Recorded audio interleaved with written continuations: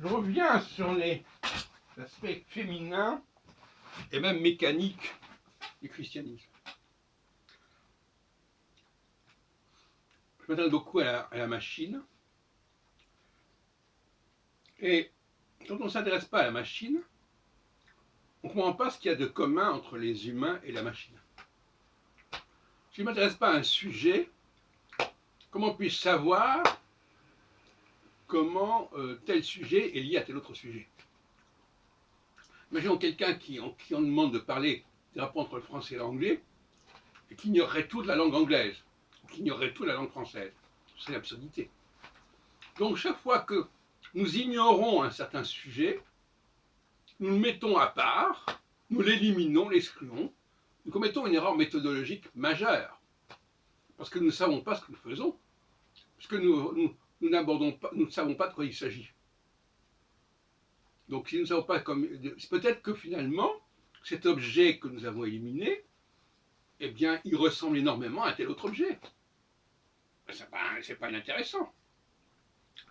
De la même façon, par exemple, dans le domaine de ma thèse d'état sur le prophétisme, et sur Nostradamus, etc., en allant voir d'autres textes, à d'autres époques, cela a permis de montrer des rapprochements, des influences.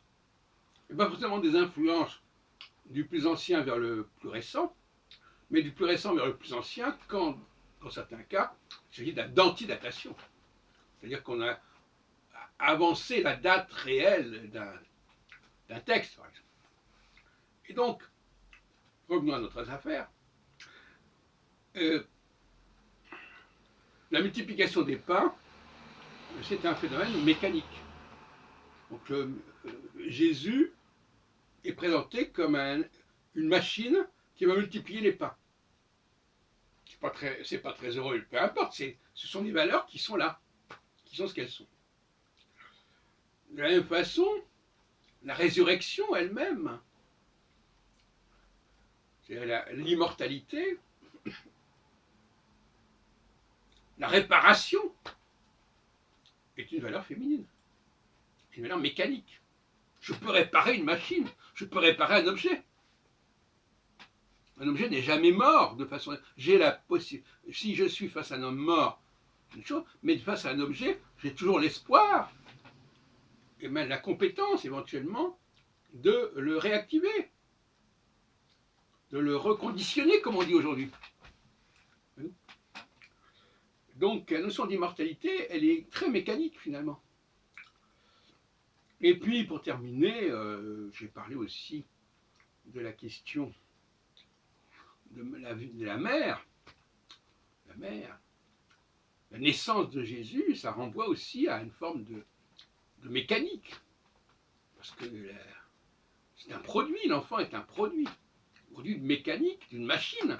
Et la femme, quelque part, est une machine à fabriquer des enfants. Alors je terminerai sur une question comme ça un peu en passant concernant le sacrifice d'Isaac, la ligature, qu'on est retrouvé d'ailleurs sous le nom d'Ismaël dans l'islam.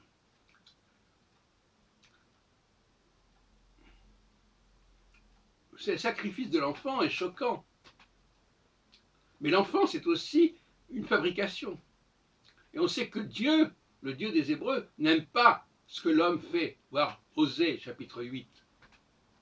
Les idoles sont détestables, non pas parce qu'elles adorent un autre Dieu, mais parce qu'elles sont fabriquées par l'homme. C'est ce qui est dit dans Osée. C'est un chapitre le plus lumineux de toute la Bible.